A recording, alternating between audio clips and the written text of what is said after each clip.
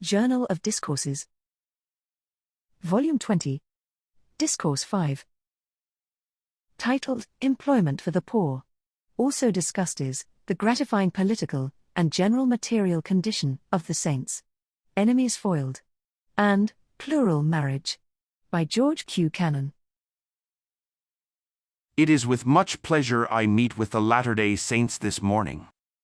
It was a great pleasure to me yesterday to sit and listen to the remarks which were made by the brethren who spoke, and to the testimonies which they bore. And I trust that the same spirit which rested upon them while addressing us yesterday will be upon us, speakers and hearers, today. I can appreciate the privilege we enjoy in meeting in these quarterly conferences, perhaps more so because of my lengthened absence from home than I could were I constantly in your midst. After a person has been deprived of food, many of you know how good it is to sit down to a well-spread table. I do not know that the Latter-day Saints are exactly in this condition. There are privileges we need and which we can enjoy, even when away from the body of the church, which enable those who are thus separated to rejoice in their religion and its blessings.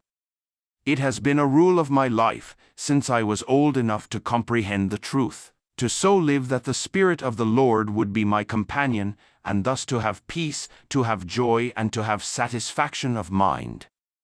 And this I can testify I have had. But still absence from the society of the Latter-day Saints is a great deprivation. At least it is to me. With regard to our condition politically, I do not think it would be inappropriate for me to allude to it casually, although it is Sunday. There probably never was a time since we have been in these mountains when we were in a better political position than we are today.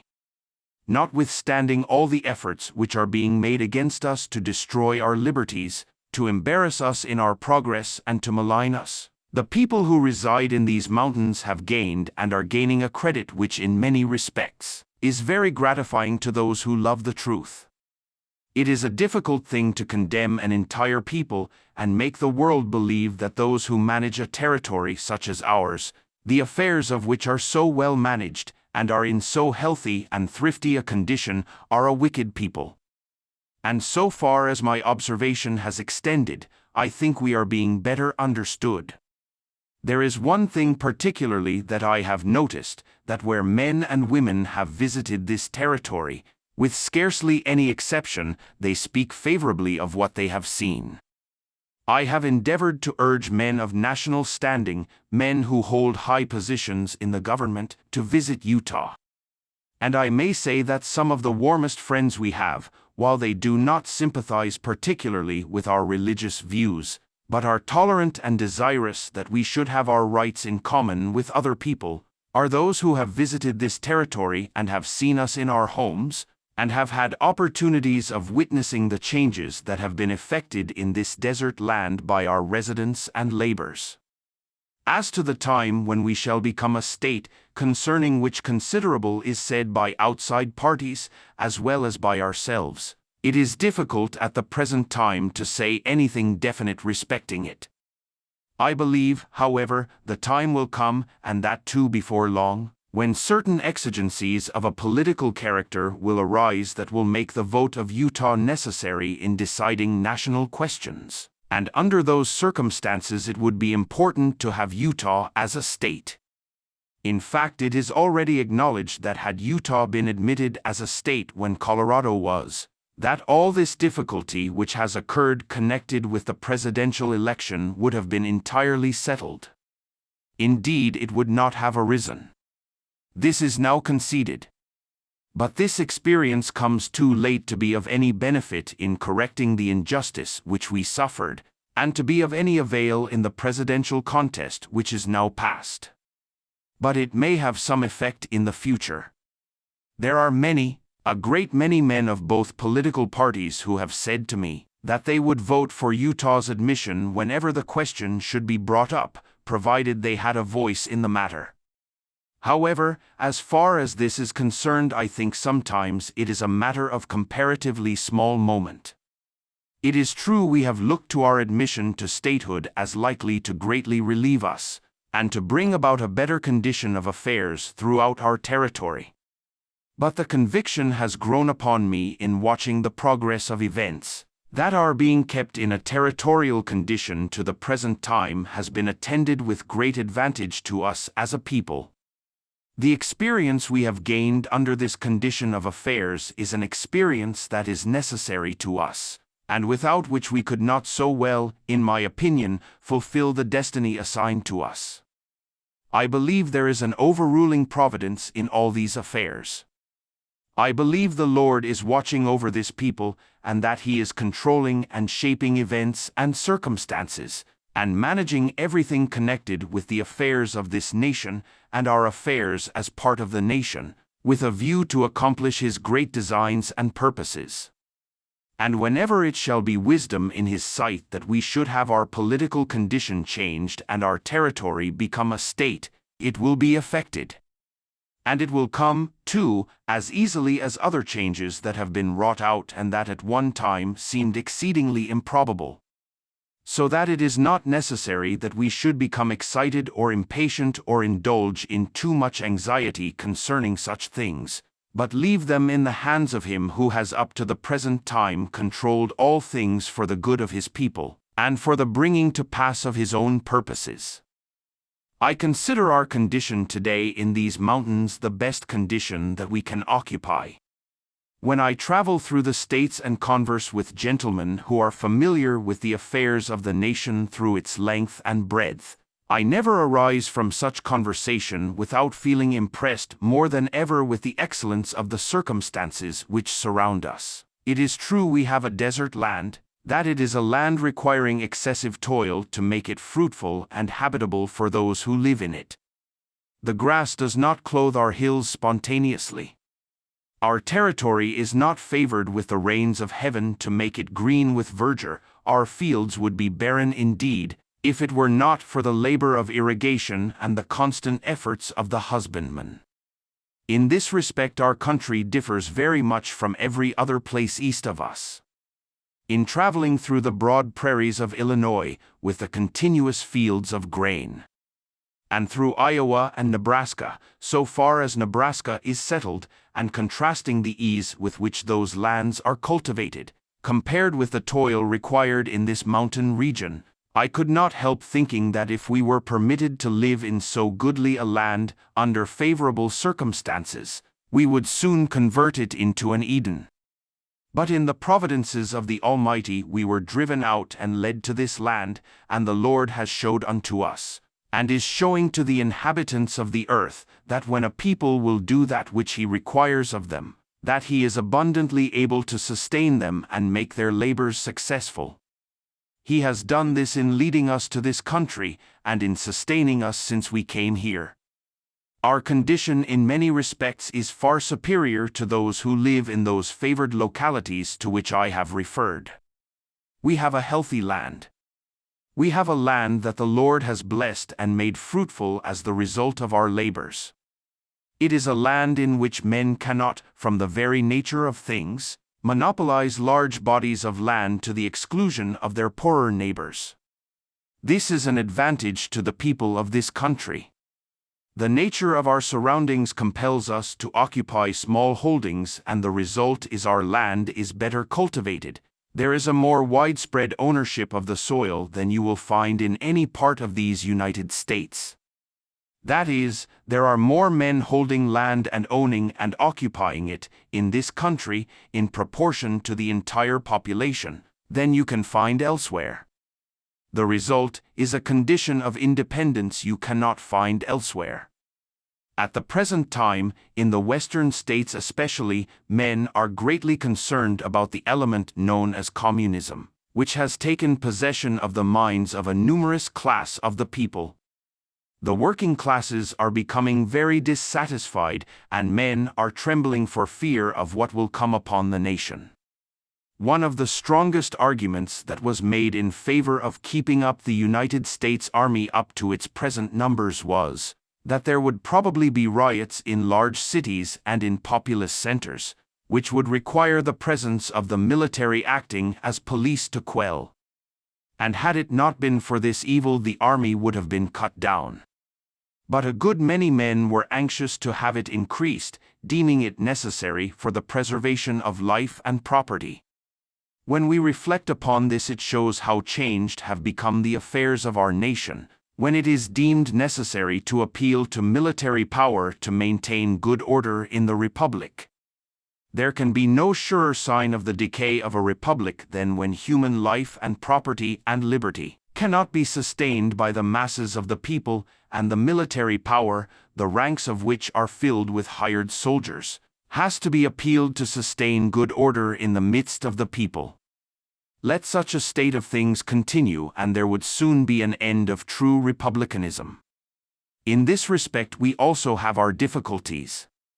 The business of furnishing employment for our poor people, so that our streets shall not be filled with idle men and boys, has no doubt pressed, and will continue to press itself upon the minds of the leading men of this territory. But in comparison with the magnitude of this question elsewhere, it seems to sink into insignificance here. It is a matter of small moment, comparatively speaking, in this territory. Because the great bulk of the people have employment, and can easily furnish themselves with employment. However, this is a matter that should receive attention, and from those, too, who care for the people and have their welfare at heart. No doubt everything will be done that should be to preserve good government throughout this territory, and throughout all these valleys which are inhabited by the Latter-day Saints. The fact is, the time will come, concerning which there has been so much said in the past, when it will devolve upon the people of these mountains to maintain good government, to uphold constitutional rights. And we are receiving the training necessary to fit and prepare us for that great and glorious destiny. I have no doubt that the day will come, and come speedily, when Utah will be looked to as an example of good government, and that the condition of affairs in this territory will be pointed to as an example for other communities and other societies, to imitate with advantage to themselves and the country at large. There is every inducement, therefore, for us, as Latter-day Saints, to continue to persevere in the direction in which we are going. I have no doubt many of you would be surprised if you knew the interest that is being taken, outside of our territory, in our affairs. When the news of the death of President Young reached the East, there was, I might say, a general expectation that rival claimants to the power he wielded would arise, that dissensions would ensue, and that the work of disintegration would commence and the speedy overthrow of the system soon follow. I suppose I have been spoken to hundreds of times upon this point. And men seem surprised that this has not been the result. Many have said to me, "Your affairs seem to go on prosperously, notwithstanding the death of your great leader." Yes. Well, we scarcely expected this would be the case.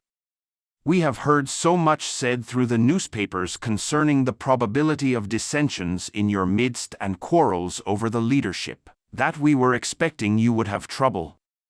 I have told them invariably that President Young had all his lifetime acknowledged that the qualities and powers he possessed, he owed to what the world call Mormonism, that he was not the creator of Mormonism, but he himself was the product of it, and that this would continue to increase, no matter how many leaders might die or pass away.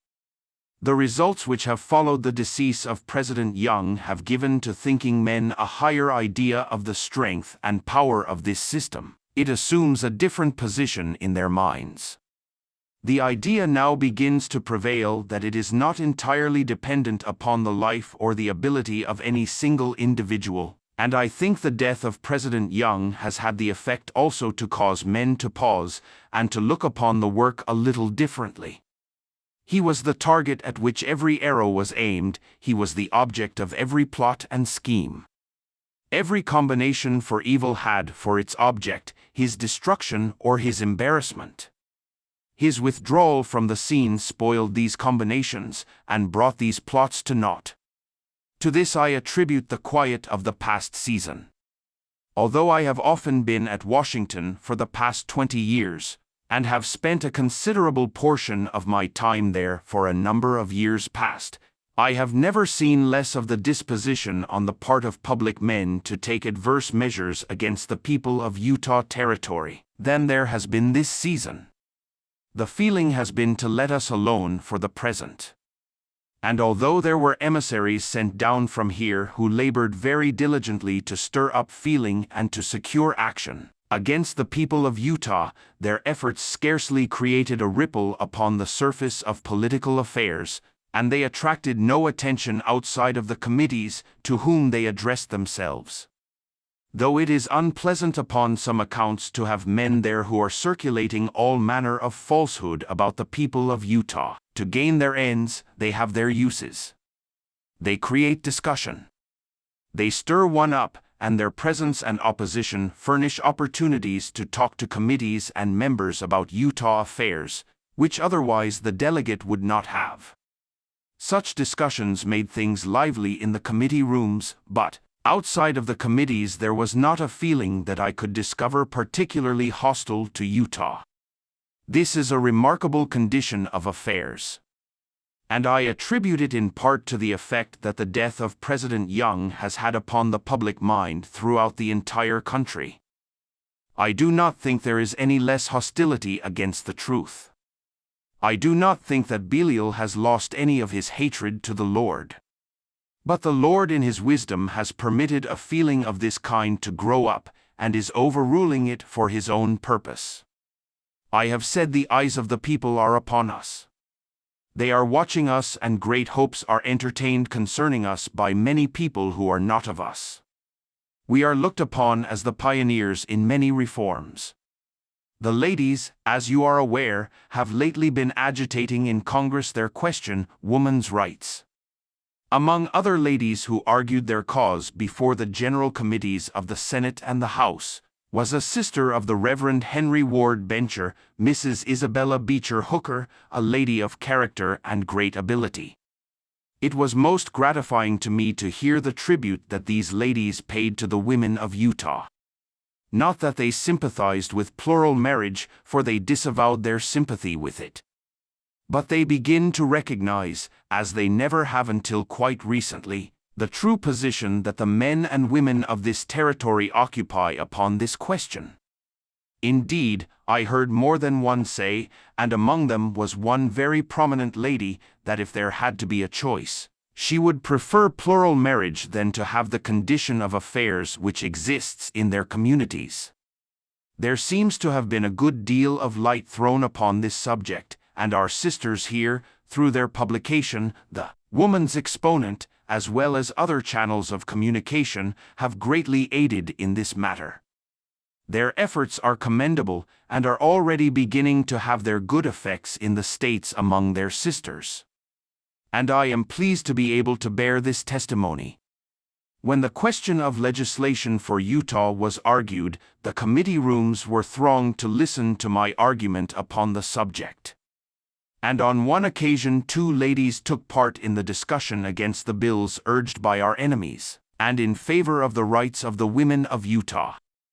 A knowledge of the true condition of affairs in this territory is gradually growing, and although it may be but slowly, it is of faster growth than we generally imagine.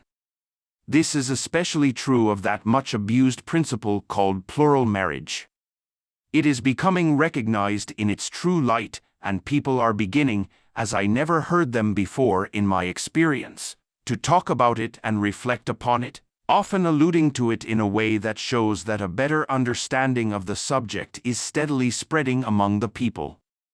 And there is a reason for this. This question has been so much agitated. It is a remarkable fact that every publication against this doctrine of the Latter-day Saints has the effect to spread the knowledge of it among the people, and it makes men and women reflect upon it. Our efforts alone would not be attended with the results that are now witnessed. But every man that has published articles against it, or lectured or written books or made any effort against it, has helped to propagate the knowledge of it. They have been missionaries in its favor. And no true doctrine need ever fear being assailed and denounced. For it will emerge from the conflict brighter and better understood than it otherwise would appear. Every man who has gone down to Washington from here to fight us has made men in Congress think about us and talk about us, and has made editors write about us. They have, without designing it, helped to disseminate a knowledge of our cause. The more the Mormon question, as it is termed, is agitated, the better it is for us. The more it is fought, the more it is written against and talked about, the more that Congress is stirred up to take steps against it, the better the principles of our faith are understood. Because there are some men and some women who reflect upon these things, and who will contrast that which they hear of us, with that which exists in their midst. And when they see a man stand up boldly and say, "We believe in plural marriage. We do not believe in prostitution. We do not suffer women to become the slaves of men's lusts, but believe they ought to become honored wives and mothers, and that children ought to be educated and provided for and called by the name of their father, and at their father's death his property be equally divided among them even though their mothers should be plural wives." When they hear this, they cannot help thinking about such a condition of affairs. And they say, there is a moral courage which these people evince in this matter that is admirable. I have had it said to me oftentimes, by both sexes, that it is better that we should live as we do, than such practices as exist elsewhere should come in our midst. So that, as has often been said, everything done against us is overruled for the good and spread of the work of God. The subject of plural marriage is always an interesting subject, and it is made still more so by the constant attacks made upon it, and the misrepresentations made concerning it. Whenever people meet with a Latter-day Saint, it is almost sure to be the first topic broached. The opinion which some entertain who take their views from the slanderous reports published about us is that we are a licentious people, who take wives to gratify lust. Such persons, if reasonably honest, are soon made to reflect and to modify their views by asking them a few questions.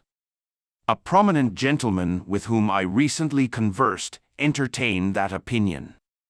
I said to him, after conversing a little while, "Sir, you believe the people of Utah are bad and licentious, and that they degrade women by their system of plural marriage. Let me ask you, if their purposes were only sensual, have they any occasion in this day to marry women? Could they not accomplish sensual ends much easier, cheaper, and without creating any especial remark by not marrying women and not caring for and educating and legitimatizing their children? There are practices which prevail in society, and which are not unpopular if a certain degree of secrecy be observed which a licentious people could avail themselves of, without the trouble, care, expense and responsibility of marriage. What is the crime of which the people of Utah are accused? It is that of marrying women. It is not that of seducing or debauching them. All the pains and penalties inserted in bills before Congress for the punishment of the Mormon people are affixed to the marriage of women. This is made a crime, and because of it, it is proposed to punish men. Not one word of condemnation, nor penalty of any character, is proposed for the seducer, or the vile betrayer of female innocence. He is to walk up to the polls and vote unchallenged. But the man who marries women and maintains them honorably and virtuously, sustaining family and parental relations in all purity and sacredness, is to be disfranchised and visited with other pains and penalties.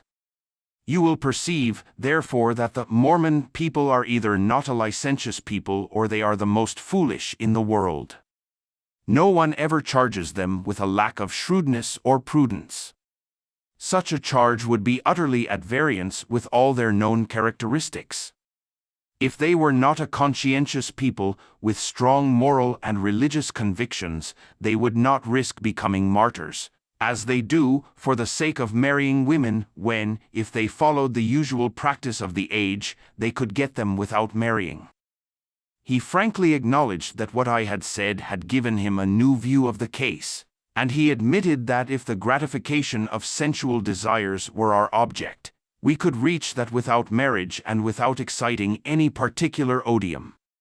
The fact is, illicit connections are winked at and overlooked by very many people in the world while they are kept from public knowledge. They only excite scandal and unfavorable comment when the parties to them are so unfortunate as to become known. A reply of Brother Hooper and myself, which we are credited as having made to inquirers who were curious to know respecting our domestic relations, is often quoted and created some amusement in Washington City. Both of us have doubtless made remarks similar to that quoted. The reply, however, is not original with us, but with Brother Horace S. Eldridge. Upon one occasion, while purchasing machinery in the East, he called upon a firm in Providence, Rhode Island, to whom he brought a letter of introduction. One of the members of the firm, after carrying him in his carriage to see the various objects of interest in the city, brought him back to his place of business and introduced him to his partner. This gentleman had a number of inquiries to make respecting Utah and its people, and soon learned that Brother Eldridge was a Mormon. After stating that he understood that the Mormons believed in marrying more than one wife, to which Brother Eldridge replied in the affirmative, he asked if he himself had more than one, to which he again responded affirmatively. He then asked how many he had. To this Brother Eldridge replied, "I have such a plenty of my own that I have no occasion to trouble my neighbors. And that is more than a great many in the land of steady habits can say." This was a home shot. His partner laughed heartily. Knowing the other's character, he could appreciate its applicability to him. After getting his reply, the gentleman had no more questions to ask, and soon made an excuse to go out. Many who have heard of this reply think the idea embodied in it a capital one, for it is not uncommon in many places for other men's wives to receive attentions which should be only tendered to them by their husbands. I desire greatly to see this people prosper and increase in everything which will make them the favored people of God. I want to see us become a strong people, strong in our virtues, looking after our children, and bringing them up in the fear of God, and teaching them good morals and good precepts. Whilst we endeavor to put down those evil practices that are creeping in, such as smoking and chewing tobacco, using the name of the Lord in vain, and also profane and improper language, and to see that our boys and girls are educated in everything that will make them great and noble. It is the great desire of my life to see this people become all that the Lord desires us to be. But when I saw how few there were in this tabernacle yesterday, few compared to the attendance this morning, I felt the reproofs that were made by Brothers Pratt and Woodruff were well-timed, and ought to be taken to heart by all of us, and the disposition be encouraged to be more attentive to our duties. That the Lord may bless you, and bless all who belong to His Israel, is my prayer, in the name of Jesus. Amen. You were just listening to a discourse by Elder George Q. Cannon, delivered in the Tabernacle, Salt Lake City, Sunday morning, July 7, 1878. We sincerely hope you'll consider sharing. Take care.